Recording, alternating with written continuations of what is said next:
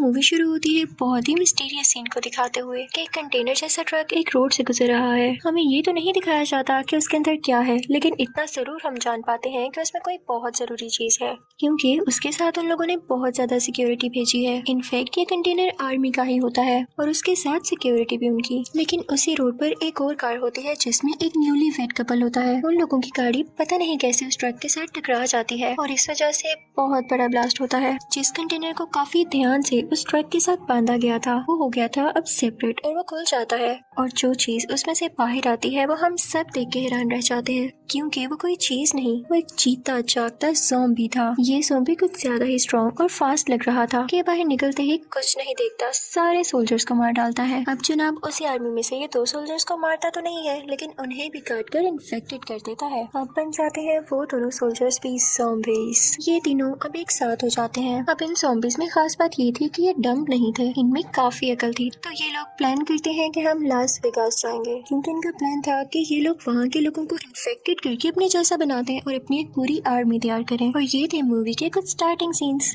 अब actual story तो यहाँ से स्टार्ट होती है। लास वेगास के सोल्जर्स के जो हेड थे उनका नाम था स्कॉट। अब जब ज़ॉम्बीज ने इनकी कंट्री पर अटैक कर दिया तो ये लोग बहुत कोशिश कर रहे थे ज़ॉम्बीज को हराने की। ये उनको मार भी रहे थे और अपने पूरे ग्रुप को ऑर्डर दे रहे थे कि इनको हराना चाहिए, वरना ये ज़ॉम्बीज तो इतने फास्ट हैं कि हम सबको बहुत जल्द मार देंगे। लेकिन इस दौरान उन बेचारे का एक फैमिली मेंबर भी खो जाता है। ये ज़ॉम्बीज इतने ज्यादा फास्ट और खतरनाक थे कि कोई भी इनसे बच नहीं पा रहा था। पूरा का पूरा शहर इनकी लपेट में आ चुका था। गवर्नमेंट बहुत कुछ करती है लेकिन इनको रोक नहीं पाती, तो वो एक ऑर्डर देती है कि पूरी सिटी में लॉकडाउन लगा दिया जाए, जो आजकल हमारे साथ चल रहा है, ताकि वायरस हमें छू न सके। इसी तरह उधर भी लॉकडाउन इसीलिए लगाया गया ताकि ज़ॉम्बीज किसी को कोई नुकसान न पहुंचा सके और इनका इंटरेक्शन ही ना हो किसी इंसान से। सारे सिटी का सिस्टम बदल चुका था, लोगों की जॉब्स जा चुकी थी, ज़ॉम्बीज ने काफी तबाही भी मचा रखी थी। और दूसरी तरफ हम ये भी देखते हैं कि स्कॉट जो पहले आर्मी में हुआ करते थे अब किसी रेस्टोरेंट में होते हैं। एक दिन उनके रेस्टोरेंट में एक रिच गैंगस्टर आता है। वो आकर स्कॉट से बातें करने लगता है कि तुम तो जानते हो गवर्नमेंट ने पहले ही हर जगह लॉकडाउन लगा रखा है और जहाँ पर वो ज़ॉम्बीज को कंट्रोल नहीं कर पा रही वो उन जगह को ब्लास्ट कर देगी। और उन्होंने कहा है कि जिन जिन की बिलोंगिंग्स और जरूरी चीजें हैं वहाँ पर वो किसी तरह उनको पहुँचा दी जाएंगी। लेकिन तुमने मेरा नाम तो सुना होगा, मैं एक बहुत बड़ा कैसीनो चलाता हूँ और इसमें मेरे $200 मिलियन हैं। अब हम सब जानते हैं कि कैसीनो में इतने ज्यादा पैसे रखना या इतनी ज्यादा डीलिंग्स करना तो गलत बात है ना। तो वो गैंगस्टर गवर्नमेंट से इस चीज की हेल्प नहीं ले सकता था, इसलिए वो तरीके ढूंढ रहा था कि वो किसी से कहकर अपने पैसे सेव कर ले ताकि वो उन ब्लास्ट में जाया न हो जाए। तो वो स्कॉट को ऑफर करता है कि अगर तुम मेरे लिए मेरे ही कैसीनो से वो पैसे वापस ले आओ तो मैं तुम्हें भी $50 मिलियन दूंगा।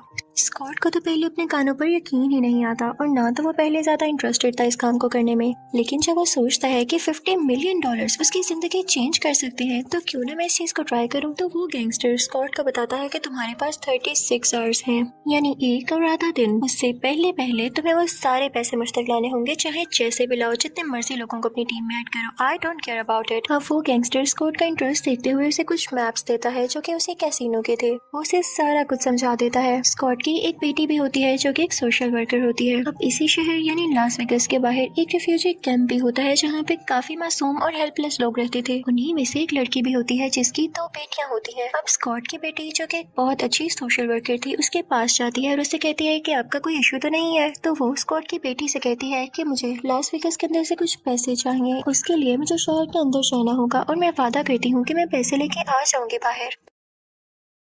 तो स्कॉट की बेटी कहती है कि नहीं, आप शहर में नहीं जा सकती, लॉकडाउन लगा हुआ है और आप जानती हैं ना कि शहर के हालात कितने बुरे हैं। तो वो लड़की कहती है कि अगर मुझे ये पैसे मिल गए तो मुझे यहाँ रहने की यानी रिफ्यूजी कैंप में भी रहने की जरूरत नहीं पड़ेगी, मैं वापस चली जाऊंगी। तो स्कॉट की बेटी कहती है कि आप थोड़ा सा वेट करें, सब ठीक हो जाएगा। हम देखते हैं कि स्कॉट की बेटी काफी सैड रहती थी और याद है मूवी के स्टार्ट में मैंने आपको बताया कि स्कॉट ने अपने एक फैमिली मेंबर खो दिया था और वो थी उसकी वाइफ।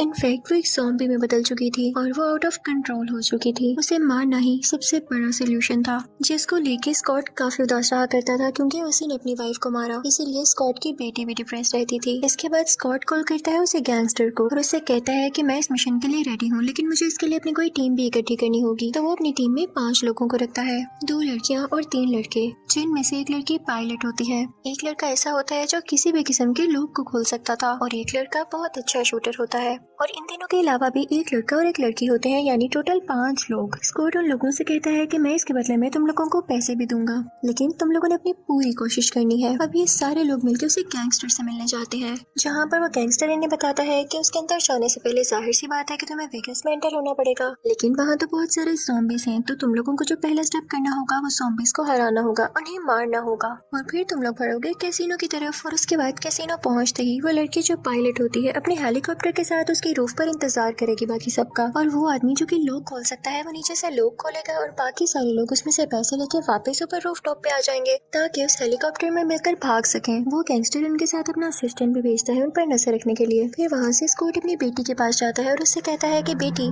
मुझे तुम्हारी भी कुछ मदद चाहिए। तो वो कहती है ठीक है dad, I will help you, मैं आपकी मदद करूंगी। लेकिन स्कॉट अपनी बेटी से कहता है कि तुम वेगस के अंदर नहीं जाओगी क्योंकि वहाँ पर बहुत खतरा है। लेकिन इसी दौरान स्कॉट की बेटी को पता चलता है कि वही रिफ्यूजी कैंप वाली लड़की वेगस के अंदर जा चुकी है। वो तो शहर के बारे में इतना कुछ जानती भी नहीं है, तो उसकी जान को काफी खतरा है। तो वो लड़की अपने डैड यानी स्कॉट से कहती है कि डैड प्लीज मुझे अंदर जाने दे, वहाँ पर किसी को मेरी मदद की जरूरत है। पहले तो स्कॉट मना करता है, लेकिन फिर उससे कहता है कि अपना ख्याल रखते हुए हमारे साथ साथ रहना, क्योंकि तुम नहीं जानती कि ज़ॉम्बीज़ का अटैक कितना खतरनाक हो सकता है। ये सारी टीम अपने साथ कुछ सामान रखती है और कंटेनर्स के थ्रू होते हुए वेगस के अंदर चली जाती है। वहाँ पर तो ज़ॉम्बीज़ ने पूरे शहर को तबाह किया हुआ था, कोई भी चीज ठीक नहीं बची थी, तो इंसान क्या रह पाते वहाँ। रिफ्यूजी कैंप वाली लड़की के यहाँ आने के लिए एक और लड़की ने उसकी हेल्प की थी जो उसी के साथ रिफ्यूजी कैंप में रहा करती थी, लेकिन वो वेगस शहर को भी काफी अच्छे से जानती थी। जैसे ही स्कॉट और उसकी टीम उस शहर के अंदर दाखिल होते हैं तो उनके सामने टाइगर्स आ जाते हैं जो कि ज़ॉम्बीज़ थे, और तभी वहाँ पर छोटे बालों वाली लड़की आ जाती है जिसने दूसरी लड़की की रिफ्यूजी कैंप से यहाँ आने में मदद की। वो वहाँ पर मौजूद एक बदतमीज सिक्योरिटी ऑफिसर को मार देती है और कहती है कि ज़ॉम्बीज़ इसको ले जाएंगे ताकि हम लोग बच जाए। वो स्कॉट की टीम को बताती है कि यहाँ 2 तरह के ज़ॉम्बीज़ हैं, कुछ ज़ॉम्बीज़ डम्ब हैं और कुछ ज़ॉम्बीज़ काफी इंटेलिजेंट हैं जिनका हम मुकाबला कर ही नहीं सकते। उसके लिए हमें बहुत सोचना होगा, बहुत मेहनत करनी होगी।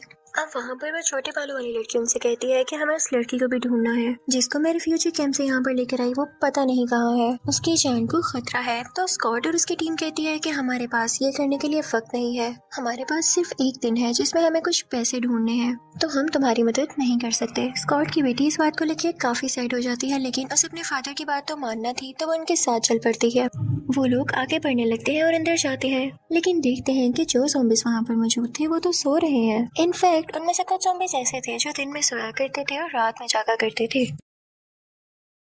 वो लोग आहिस्ता आहिस्ता करके वहाँ से गुजरने लगते हैं, लेकिन एक लड़की से कुछ शोर हो जाता है और वो ज़ॉम्बीज़ उठ जाते हैं। वो सारे ज़ॉम्बीज़ उस लड़की को पकड़ लेते हैं। वो लड़की उनसे बहुत लड़ती है, लेकिन वो ज़ॉम्बीज़ इतने स्ट्रॉन्ग थे कि वो अकेली उनको कैसे हरा पाती। तो वो समझ जाती है कि अब उसका बचना पॉसिबल नहीं है। वो अपनी बाकी टीम मेंबर से कहती है कि तुम लोग चले जाओ, तुम लोग चाहो तो मुझे भी शूट कर दो क्योंकि अब मैं बच नहीं सकती और ये ज़ॉम्बीज़ मुझे भी इन्फेक्ट कर देंगे। तो उसके साथी को काफी दुखी होकर उसे शूट करना पड़ता है और इसके साथ साथ वो शूटर बाकी ज़ॉम्बीज़ को भी शूट कर देता है, जिससे फिलहाल तो उनका रास्ता क्लियर हो जाता है। उसके बाद हम देखते हैं कि वो सब लोग कैसीनो पहुंच जाते हैं। स्कॉट और उसकी बेटी पूरी लाइट्स ऑन करती है और वो पायलट लड़की कैसीनो की रूफ टॉप पे अपनी हेलीकॉप्टर के साथ पहुंचती है, और हैकर जो होता है वो इस इंतजार में होता है कि कब उसे सेफ खोलने का ऑर्डर दिया जाए, और वो शूटर जो होता है वो इस ख्याल में होता है कि जब भी कोई ज़ॉम्बी आए तो उन्हें शूट कर दे। अब जो पीछे बचता है एक लड़का और छोटे बालों वाली लड़की जो रिफ्यूजी कैंप से आई थी, वो दोनों भी यही ख्याल रख रहे थे कि ज़ॉम्बीज़ कहीं उन पर अटैक न कर दें। अब जब सब लोग उस कैसीनो के अंदर चले जाते हैं तो वो आदमी जो सेफ खोलने वाला था वो उनसे कहता है कि इतने ज्यादा पैसे लॉकर में पड़े हो और यहाँ पे कोई सेफ्टी ना हो, ऐसा तो पॉसिबल ही नहीं है। उस आदमी ने, उस गैंगस्टर ने यहाँ पर जरूर बहुत हाई सिक्योरिटी लगाई होगी, यहाँ पर कुछ ट्रैप्स भी हो सकते हैं जिन्हें हम देख नहीं पा रहे। तो इसके लिए मेरे पास एक आइडिया है, हम यहाँ पर ना ज़ॉम्बीज़ को बुलाते हैं और अगर ऐसा कोई ट्रैप होगा तो जाहिर है पहले ज़ॉम्बीज़ उसके लपेट में आ जाएंगे और ट्रैप्स में फंस जाएंगे और हमारे लिए रास्ता क्लियर हो जाएगा। अब बाहर वो छोटे बालों वाली लड़की शूट करती है जिससे सारे ज़ॉम्बीज़ उनकी तरफ आने लगते हैं। जैसे ही वो लोग आते हैं तो वो लोग खुद को प्रोटेक्ट करके छुपा लेते हैं और ज़ॉम्बीज़ उन ट्रैप में फंसने लगते हैं। कभी उन पर फायर्स चलते हैं, कभी उन पर छोटे छोटे एरो शूट होने लगते हैं ऑटोमेटिकली। बाहर उस छोटे बालों वाली लड़की को दूसरे लड़के को पता चलता है कि जो रिफ्यूजी कैंप से लड़की आई थी उसको ज़ॉम्बीज़ के लीडर ने कैद किया हुआ है, यानी सबसे पहला ज़ॉम्बी जो कंटेनर से आजाद हुआ था। तो वो आते उस छोटी बालों वाली लड़की से कहता है कि शूट करो ताकि वो यहाँ पर आए। दरअसल उस ज़ॉम्बी की जो ब्राइड होती है उसकी वाइफ, उसका बेबी होने वाला होता है और वही ब्राइड शूट की आवाज़ सुन के इनके पास आती है तो वो आदमी उसको मार देता है, उसका गला काट देता है और फिर उसको अपने बैग में रख लेता है। उसके साथ में जो छोटे बालों वाली जो लड़की होती है वो कहती है कि देखना तुमने गलत किया, वो ज़ॉम्बी तुम्हें अब छोड़ने वाला नहीं है कि तुमने उसकी ब्राइड को मार दिया, तुम जानते भी थे तो तुमने क्यों खतरा मोल लिया। और तभी वहाँ पर न्यूज आती है कि गवर्नमेंट कह रही है कि 1 से 1.5 घंटे में यहाँ पर स्ट्राइक कर दिया जाए, यानी बॉम्बिंग कर दी जाए, जिसकी वजह से सारा वेगास तबाह हो जाएगा और ये कैसीनो भी। ये खबर इनके लिए काफी बुरी थी क्योंकि इनके पास अब बहुत कम टाइम बचा था और अभी तक इन लोगों ने वो पैसे भी नहीं लिए थे। अब इसी बात को लेकर वो लोग परेशान थे कि ऊपर से इनको एक और न्यूज आ जाती है, वो ये कि पायलट लड़की बताती है कि मेरा हेलीकॉप्टर खराब हो गया है और उसको रिपेयर करने में मैं नहीं जानती कि कितना वक्त लगेगा, पर मैं अपनी पूरी कोशिश कर रही हूँ। अब स्टॉक अपनी टीम को ऑर्डर देता है कि हमारे पास कम टाइम है और वो जल्दी से वो लॉकर खोल के सारे पैसे अपने बैग्स में शिफ्ट करने लगते हैं।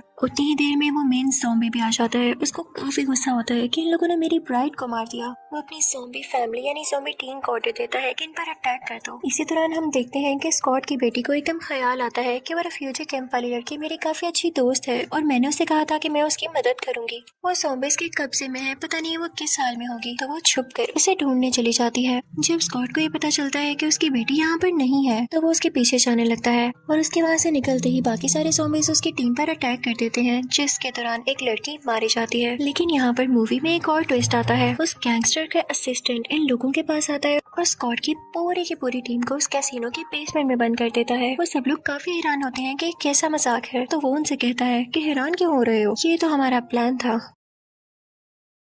तुम्हें कभी भी गैंगस्टर से अच्छा की उम्मीद हो सकती है क्या? मेरे बॉस को तो पैसे चाहिए थे ही नहीं, उसे चाहिए था सिर्फ और सिर्फ उस ज़ॉम्बी की ब्राइड का सर, क्योंकि उससे वो पूरे ज़ॉम्बीज़ को कंट्रोल कर सकते हैं और अगर वो पूरे ज़ॉम्बीज़ को कंट्रोल कर लें तो फिर उन्हें तुम लोगों की क्या जरूरत है, पागल लोग। और ये कहकर वो बाहर चला जाता है। वो उस आदमी से उसका बैग लेता है ये समझते हुए कि इसके अंदर ज़ॉम्बी की ब्राइड का सर है, लेकिन जब वो बैग खोल के देखता है तो उसमें किसी का सर नहीं होता बल्कि मनी काउंटर मशीन होती है। उसे काफी गुस्सा आता है, वो अपने हवास खो बैठता है, वो अपनी सेंसेस में नहीं रहता और इसी वजह से वहाँ पर एक टाइगर आकर उसे बहुत बुरी तरह से मार डालता है। फिर उसके बाद वो छोटे बालों वाली लड़की कोई जगह ढूंढती है बाहर निकलने के लिए और वो सबको अपने साथ बाहर ले आती है। लेकिन जैसे ही वो लोग बाहर आते हैं तो उनका इनकाउंटर होता है ज़ॉम्बीज़ के साथ। काफी ज्यादा ज़ॉम्बीज़ उनके सामने आ जाते हैं उन पर अटैक करने के लिए और वो शूटर लड़के को पकड़ लेते हैं। तो वो लड़का समझता है कि बस अब मेरा वक्त भी आ चुका है, मैं इनसे बचकर कहीं नहीं जा सकता। तो वो बाकी सबसे कहता है कि मुझे शूट कर दो और इसके साथ इन बाकी ज़ॉम्बीज़ को भी जो अभी सिर्फ मेरे इर्द गिर्द हैं और तुम लोगों के पास ये अच्छा मौका है इन सबको मारने का।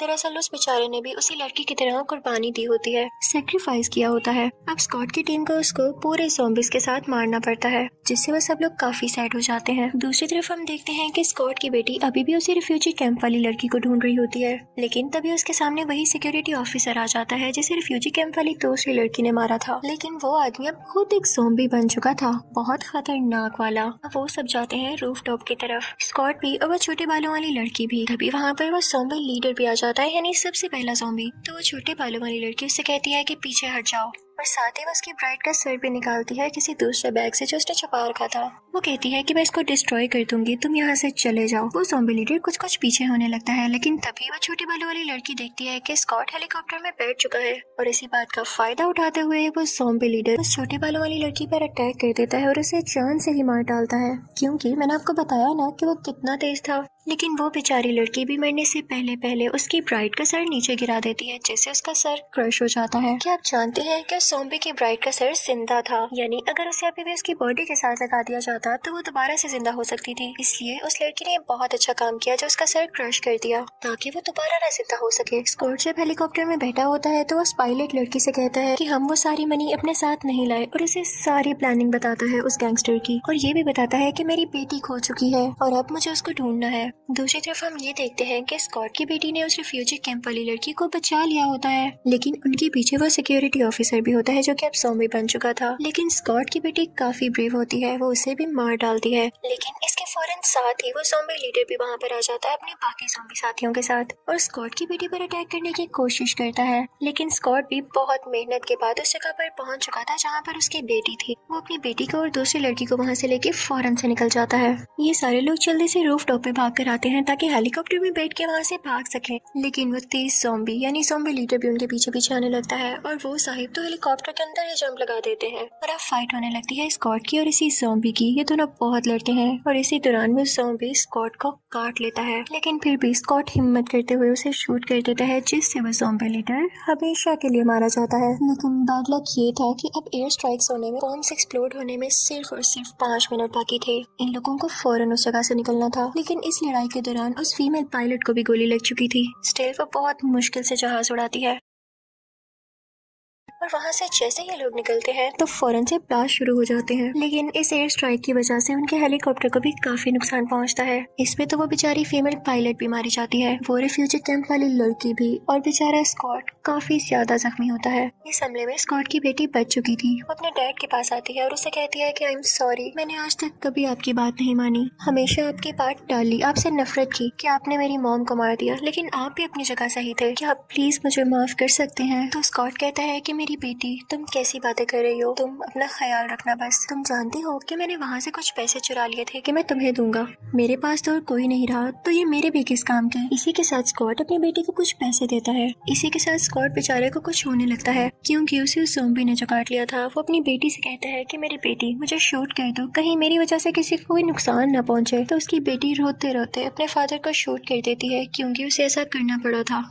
और यहाँ पर उसे रियलाइज होता है कि क्यों उसके फादर ने भी उसकी मदर को शूट कर दिया, क्योंकि अगर वो उनको शूट ना करते तो वो ज़ॉम्बी बन के लोगों को भी इन्फेक्टेड करती और हर तरफ नुकसान पहुंचाती। और यहाँ पे वो बहुत रोने लगती है। तभी वहाँ रेस्क्यू टीम भी आ जाती है, जो उस लड़की यानी स्कॉट की बेटी को अपने साथ ले जाती है। अब हम देखते हैं कि वेगास शहर पूरा का पूरा तबाह हो चुका था उन्हीं एयर स्ट्राइक्स की वजह से। और हमें ये भी दिखाया जाता है कि उस गैंगस्टर का असिस्टेंट अभी भी जिंदा था। अब उसके पास जितने भी पैसे होते हैं वो सारे पैसे लेके शहर से बाहर आता है और एक फ्लाइट बुक करता है कि वो दूसरी कंट्री वापस जा सके। वहाँ पर उसे हर फैसिलिटी दी जाती है, लेकिन बैठे बैठे उसकी तबीयत खराब होने लगती है। तो वो सोचता है कि क्यों ना मैं चेक करूँ जाके कि मुझे हो क्या रहा है। तो वो ऑब्जर्व करता है कि उसके बाजू पर किसी बाइट का निशान है। तो उसे याद आता है कि हाँ, मुझे उस ज़ॉम्बी लीडर ने काटा था और वो जानता था कि वो जल्दी ज़ॉम्बी बनने वाला है। और यहीं पर ये मूवी एंड हो जाती है। मैं ये भी सोचती हूँ कि उस एयर स्ट्राइक का क्या फायदा, कि आर्मी को तो यही लग रहा था कि उन एयर स्ट्राइक्स की वजह से पूरे वेगास के सारे ज़ॉम्बीज मारे गए, लेकिन अब ये आदमी जो इन्फेक्टेड होकर दूसरी कंट्री में आ रहा था, इसका क्या? ये तो खुद भी ज़ॉम्बी बन के बाकी लोगों को भी इन्फेक्टेड कर देगा ना। लेकिन हु नोस, यहाँ तो मूवी एंड हो गई थी।